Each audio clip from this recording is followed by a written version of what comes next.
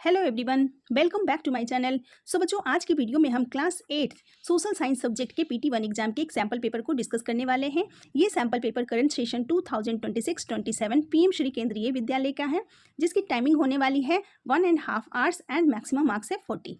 तो सबसे पहले कुछ जनरल इंस्ट्रक्शन दिए गए हैं जिनको आपने ध्यान से पढ़ लेना है, देन उसके बाद क्वेश्चन के आंसर करने हैं। ठीक है, तो बच्चों वीडियो शुरू करने से पहले आपसे एक छोटी सी रिक्वेस्ट है, अगर आपको ये वीडियो थोड़ी सी भी हेल्पफुल लगती है तो प्लीज़ वीडियो को लाइक कीजिएगा, चैनल को सब्सक्राइब कीजिएगा और अपने फ्रेंड्स के साथ शेयर कीजिएगा। ठीक है, तो चलिए शुरू करते हैं।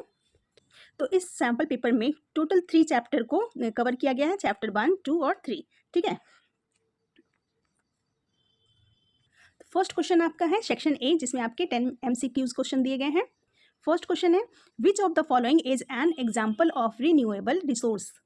तो इनमें से कौन सा है जो रिन्यूएबल रिसोर्स का एग्जाम्पल है? ऑप्शंस है coal, petroleum, solar energy, natural gas. Right answer is solar energy, क्योंकि ये हमें सूरज से कंसिस्टेंटली मिलती रहती है और कभी भी खत्म नहीं होती है। ठीक है, तो ये आपका हो गया रिन्यूएबल रिसोर्स। चलिए नेक्स्ट क्वेश्चन है। सेकेंड क्वेश्चन है, who was the founder of the Maratha empire. Maratha empire की स्थापना किसने की थी? ऑप्शंस है संभाजी, राजाराम, शिवाजी, ताराभाई। तो राइट ऑप्शन है आपका ऑप्शन सी, शिवाजी महाराज ने मराठा एम्पायर की फाउंडेशन रखी थी। ठीक है, थर्ड क्वेश्चन है, the sun temple at Konark was built by. तो उड़ीसा में जो फेमस टेम्पल है कोणार्क टेम्पल, उसको किसने बनवाया था? ऑप्शंस है कृष्णदेव राय, नरसिम्हा देव वन, राणा कुंभा और मलिक काफूर। तो उड़ीसा का सन टेम्पल बनाया था नरसिम्हा देव फर्स्ट ने। ठीक है, नेक्स्ट क्वेश्चन है,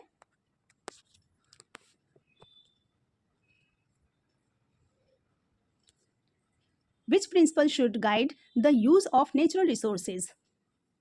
तो नेचुरल रिसोर्सेज का यूज किस प्रिंसिपल के अकॉर्डिंग करना चाहिए? ऑप्शंस हैं maximum exploration, sustainable development, unlimited mining, deforestation. तो राइट आंसर है आपका option B, sustainable development. Means कि रिसोर्सेज का यूज हमें ऐसे करने चाहिए ताकि फ्यूचर जनरेशन के लिए भी वो बचे रहें। ठीक है, नेक्स्ट आपका है असर्शन रीजन। असर्शन है, India recognised many states after independence. Reason है, recognition helped improve administration and respected linguistic identity. तो यहाँ पे दोनों असर्शन और रीजन सही है, क्योंकि इंडिपेंडेंस के बाद स्टेट्स का रिकॉग्नाइजेशन हुआ और इससे एडमिनिस्ट्रेशन बेटर हुआ और लिंग्विस्टिक आइडेंटिटी को भी रिस्पेक्ट मिला। ठीक है, तो राइट आंसर है आपका option A, both A and R true and R is the correct explanation. ठीक है,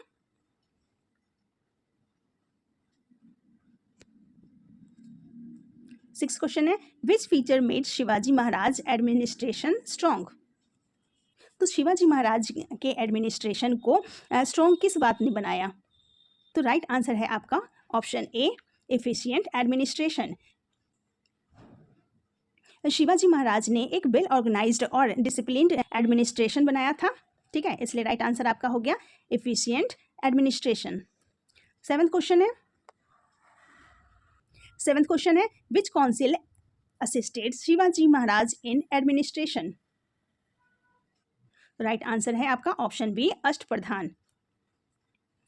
तो जो अष्टप्रधान था वो 8 मिनिस्टर्स की एक काउंसिल थी जो अलग अलग डिपार्टमेंट संभालती थी। ठीक है, नेक्स्ट क्वेश्चन है, which value is shown by planting trees after cutting one tree. जब हम ट्री को काटते हैं और फिर बाद में नया ट्री लगाते हैं तो ये किस वैल्यू को दिखाता है? तो करेक्ट आंसर है आपका ऑप्शन ए, रिसोर्स कंजर्वेशन। जब कोई एक पेड़ काटता है और उसके बदले में दूसरा पेड़ लगा देता है तो इससे नेचर का बैलेंस बना रहता है। ठीक है, नेक्स्ट है question 9, the capital of the Vijayanagar empire was. Vijayanagar empire का कैपिटल था, ऑप्शन है दिल्ली, मदुरई, हम्पी, बीजापुर। तो विजयनगर एम्पायर का कैपिटल था हम्पी, जो कि कर्नाटक में स्थित है।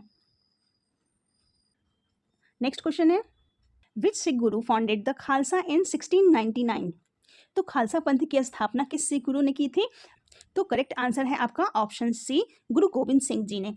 ठीक है, गुरु गोविंद सिंह जी ने 1699 में खालसा पंथ की स्थापना की थी। चलिए आगे देखते हैं। नेक्स्ट है match the following. Column A को कॉलम बी के साथ मैच करना है आपने। ए है रिन्यूएबल रिसोर्सेज, इसका मैचिंग हो जाएगा resources that are naturally replenished, यहाँ लिख देंगे हम नंबर 2। नेक्स्ट है अष्टप्रधान, तो अष्टप्रधान काउंसिल ऑफ 8 मिनिस्टर्स हो जाएगा नंबर 4। नेक्स्ट है Vijayanagar empire, powerful empire in south India, ये हो जाएगा नंबर 1। नेक्स्ट है king Narasimha Deva 1 built the sun temple at Konark, इन्होंने कोणार्क में सन टेम्पल बनवाया था, तो ये हो जाएगा नंबर 3। ठीक है, इस तरह से आप मैच करेंगे। नेक्स्ट आपका होने वाला है section B, very short answer, attempt any 2 questions. अब यहाँ पे आपने 2 क्वेश्चन ही अटेम्प्ट करने हैं। फर्स्ट है what are non renewable resources. Next है name any 2 dynasties of the Delhi Sultanate. Next question है what was the jizya tax. 15th है व्हाट इज सस्टेनेबल डेवलपमेंट। चलिए इन सब के आंसर्स लिख लेते हैं। क्वेश्चन है what are non renewable resources. तो नॉन रिन्यूएबल रिसोर्सेज वो रिसोर्सेज होते हैं जिन्हें बनने में मिलियंस ऑफ ईयर्स लगते हैं। ठीक है, और इसका एग्जाम्पल है कोल एंड पेट्रोलियम। आप आंसर लिखेंगे non renewable resources are natural resources that take millions of years to form and cannot be replaced within a short period after use. Examples coal and petroleum. ठीक है, next question है name any 2 dynasties of the Delhi सल्तनत। तो आप दिल्ली सल्तनत का कोई भी 2 डेस्टिनीज का नाम लिख सकते हैं, Lodhi dynasty and Khilji dynasty. Next है what was the jizya tax. तो जिजिया एक टैक्स था जो कुछ रूलर्स नॉन मुस्लिम्स से प्रोटेक्शन और मिलिट्री सर्विसेज से एक्सटेंशन के बदले में लेते थे। ठीक है, तो आप आंसर लिखेंगे the jizya was a tax imposed on non Muslims in return for protection and exemption from military service. Next question है व्हाट इज सस्टेनेबल डेवलपमेंट। तो सस्टेनेबल डेवलपमेंट का मतलब होता है कि नेचुरल रिसोर्सेज को ऐसा यूज़ करना कि प्रेजेंट की नीड्स भी पूरी हो जाए और फ्यूचर जनरेशन के लिए भी वो बची रहे। ठीक है, तो आप आंसर लिखेंगे sustainable development means using natural resources wisely to meet the needs of the present without affecting the ability of future generations to meet their own needs. ठीक है, यहाँ पे टोटल 4 क्वेश्चन दिए गए हैं, लेकिन आपको 2 ही अटेम्प्ट करने हैं। नेक्स्ट है आपका section C, short answer question, attempt any 2। फिर से आपको 2 क्वेश्चन ही अटेम्प्ट करने हैं। क्वेश्चन है what are natural resources. Mention any 3 features of Akbar's administration. Next है differentiate between renewable and non renewable resources. 19th question है how did trade and agriculture help India's economy during political changes. चलिए इन सबके answers देखते हैं। First question है what are natural resources. तो natural resources क्या होता है, आपने सिर्फ डेफिनेशन लिखना है। तो नेचुरल रिसोर्सेज वो रिसोर्सेज होते हैं जो हमें नेचर से नेचुरली मिलते हैं और जिन्हें हम अपनी ज़रूरतों के लिए यूज़ करते हैं, जैसे कि एयर, वाटर, सॉइल, फॉरेस्ट और मिनरल, ये सारे नेचुरल रिसोर्सेज हैं। तो आप आंसर लिखेंगे natural resources are materials and substances obtain from nature that are useful to human beings. They become resources when people use them for their needs. Examples water, air, soil, forest and minerals. ठीक है, next है mention any 2 features of Akbar's administrations. तो अकबर के administration की सिर्फ 2 features आपने लिखने हैं। तो अकबर ने क्या किया था, अकबर ने डिफरेंट कम्युनिटीज़ के कैपेबल लोगों को इम्पॉर्टेंट पोस्ट दी थी, उन्होंने जिजिया टैक्स हटा दिया था और रिलीजियस टॉलरेंस को भी प्रमोट किया था। ठीक है, तो आप आंसर लिखेंगे Akbar obtained capable people from different communities to important posts. He also promoted religious tolerance by abolishing the jizya tax and following the policy of sul-e-kul, peace with all. Next है differentiate between renewable and non-renewable resources. तो renewable resources वो होते हैं जो दोबारा naturally बन जाते हैं, जैसे कि सोलर एनर्जी और विंड एनर्जी। ठीक है, तो आप लिखेंगे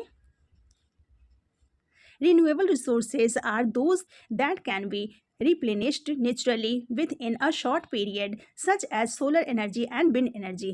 Non-renewable resources take millions of years to form and cannot be replaced quickly after use. Example in coal and petroleum. तो नॉन रिन्यूएबल रिसोर्सेज वो रिसोर्सेज होते हैं जो बहुत ही धीरे धीरे बनते हैं और जल्दी रिप्लेस नहीं होते हैं, जैसे कि कोल और पेट्रोलियम, ये बहुत धीरे धीरे बनते हैं। ठीक है, नेक्स्ट है, how did trade and agriculture help India's economy during political changes. तो यहाँ पे आपने बताना है कि इंडिया में पॉलिटिकल चेंजेस के बाद भी इकोनॉमी कैसे चलती रही। तो इंडिया में ट्रेड और एग्रीकल्चर की वजह से लोगों को इनकम और एम्प्लॉयमेंट मिलती रही और इसलिए पॉलिटिकल चेंजेस के बाद भी इंडियाज़ की इकोनॉमी चलती रही। ठीक है, तो आप आंसर लिखेंगे, trade continued through roads, ports and markets while agriculture remained the main occupation of the people. Together they helped keep India's economy active despite political changes. Next है section D, case study. Read the passage carefully and answer the following questions. तो यहाँ पे एक passage given है, आपने अच्छी तरह इसको रीड करना है, देन क्वेश्चंस के आंसर करने हैं। पैसेज है, Mohammad bin Tughlaq introduced many new policies during his reign. तो मोहम्मद बिन तुगलक ने अपने शासनकाल में बहुत सारी पॉलिसीज लागू की थी। ही shifted the capital from Delhi to Daulatabad. उन्होंने अपने कैपिटल को दिल्ली से दौलताबाद में शिफ्ट कर दिया। And introduce token currency made of copper coins. और उन्होंने एक कॉपर से बनी हुई एक टोकन मनी की शुरुआत की। However, many people made fake coins which created problems in trade. लेकिन क्या हुआ, बहुत सारे लोगों ने नकली सिक्के बना लिए थे जिसके कारण व्यापार में बहुत ही ज़्यादा प्रॉब्लम्स हो रही थी। As a result, the policy was not successful. और इसका रिजल्ट यह हुआ कि पॉलिसी बिल्कुल भी सक्सेसफुल नहीं हुई। ठीक है, नीचे अब क्वेश्चन है वो देख लेते हैं। Answer the following questions.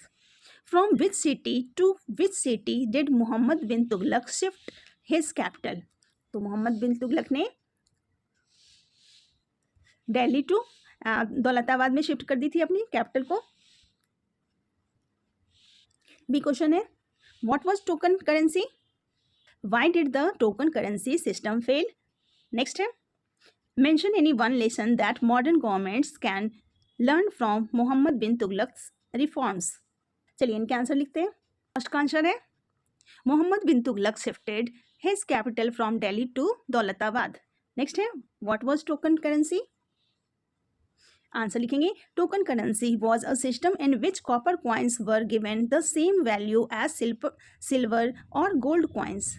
Next है, why did the token currency system fail. Token currency की सिस्टम फेल क्यों हो गई। आंसर लिखेंगे, the token currency system failed because many people made fake copper coins which created confusion in trade and reduce trust in the currency. Next question है, mention any one lesson that modern governments can learn from Mohammad bin Tughlaq's reforms. तो आपको एक lesson लिखना है जो government को मोहम्मद बिन तुगलक से सीखनी चाहिए। आंसर लिखेंगे, modern governments should ensure proper planning and implementation before introducing new policies. तो गवर्नमेंट की किसी भी पॉलिसी को लागू करने से पहले प्रॉपर प्लानिंग करनी चाहिए। ठीक है, नेक्स्ट है आपका section E, long answer question. First question है, explain how traditional practices help in sustainable soil management. तो यहाँ पे ट्रेडिशनल फार्मिंग मेथड के बेनिफिट्स को बताने हैं आपने। आंसर लिखेंगे, traditional practices help in sustainable soil management by maintaining soil fertility and protecting the environment.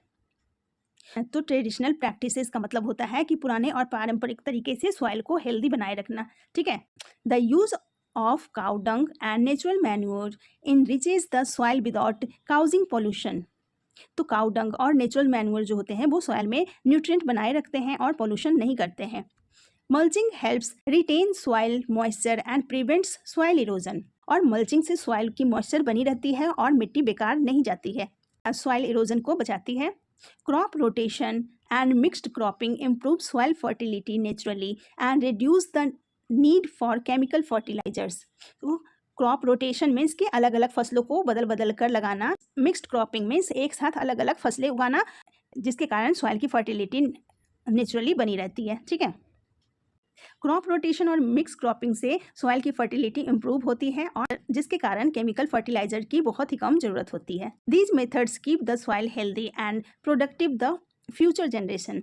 तो ट्रेडिशनल प्रैक्टिस जो है वो सॉइल को सुरक्षित रखती है, उपजाऊ बनाती है और फ्यूचर जनरेशन के लिए भी प्रोडक्टिव बनाए रखने में हेल्प करती है। ठीक है, या फिर आप लिखेंगे explain the concept of sustainable development with suitable examples. तो सस्टेनेबल डेवलपमेंट का मतलब होता है कि रिसोर्सेज का ऐसा यूज़ करना जिससे प्रेजेंट और फ्यूचर दोनों जनरेशन की नीड्स को पूरी कर सके, और जिनसे जैसे कि tree plantation, rain water harvesting और सोलर एनर्जी का यूज़। ठीक है, तो आप आंसर लिखेंगे sustainable development means using natural resources carefully to meet present needs without harming the needs of future generations.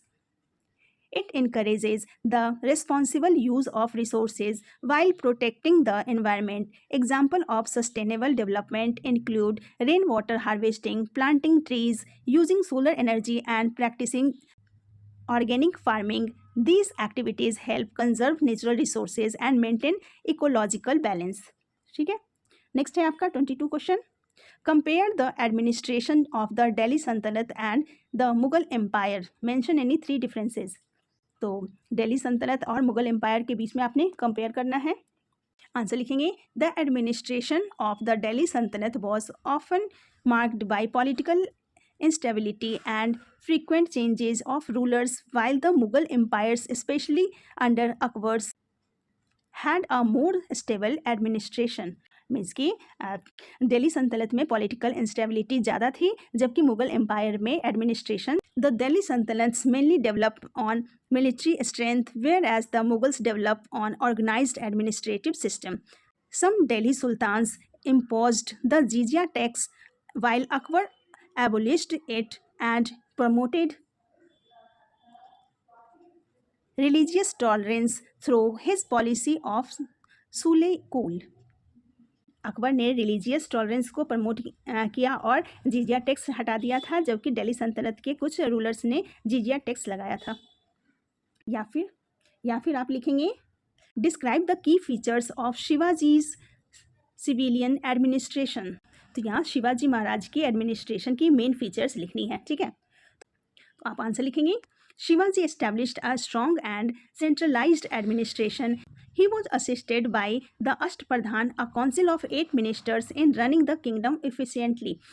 Shivaji ने सेंट्रलाइज एडमिनिस्ट्रेशन बनाई जिसमें सारी इंपॉर्टेंट पावर्स राजा के पास होती थी, और उनकी मदद के लिए उन्होंने अष्टप्रधान नाम की 8 मिनिस्टर की एक काउंसिल बनाई थी जो अलग अलग डिपार्टमेंट्स के काम को संभालती थी। ठीक है, government officials were paid regular salaries and were transferred from time to time to prevent the misuse of power. और गवर्नमेंट जो ऑफिशियल्स थे उनको रेगुलर सैलरी दी जाती थी और उनका टाइम टू टाइम ट्रांसफ़र किया जाता था ताकि कोई अपनी पावर का मिसयूज़ ना कर सके. Shivaji also cared for the welfare of soldiers by providing pensions to the families of soldiers who died in service and offering employment to their sons. तो शिवाजी अपने सोल्जर्स की वेलफेयर का भी काफ़ी ध्यान रखते थे। जो सोल्जर्स देश के लिए शहीद हो जाते थे उनके परिवार को पेंशन दी जाती थी और उनके बच्चों को एम्प्लॉयमेंट भी दी जाती थी। ठीक है, इस तरह से आप आंसर लिखेंगे। नेक्स्ट है आपका section F, map skills. On the given outline map of India locate and लेवल द फॉलोइंग. ए है, अब आपने इंडिया के मैप पे उनको लेवल करना है. ए है Hampi, capital of Vijayanagara empire. B है Daulatabad, capital shifted by Mohammad bin Tughlaq. C है Konark, site of the famous sun temple. D है Raigad fort, capital of Chhatrapati Shivaji Maharaj. तो इस तरह से आप इंडिया के मैप पे लोकेट करेंगे. तो विजयनगर एम्पायर का कैपिटल था हम्पी, तो ये रहा हम्पी, ये कर्नाटका में है जो तुंगभद्रा रिवर के पास स्थित है. ठीक है, नेक्स्ट है Daulatabad, capital shifted by Mohammad bin Tughlaq. तो दौलताबाद महाराष्ट्र में है, यहाँ पे आपने इसको मार्क कर देना है. ठीक है, नेक्स्ट है कोणार्क, तो कोणार्क उड़ीसा में है. ठीक है, यहाँ पे आपने कोणार्क को लोकेट करना है. तो कोणार्क बे ऑफ बंगाल के पास स्थित है. और रायगढ़ फोर्ट जो है वो महाराष्ट्र में है।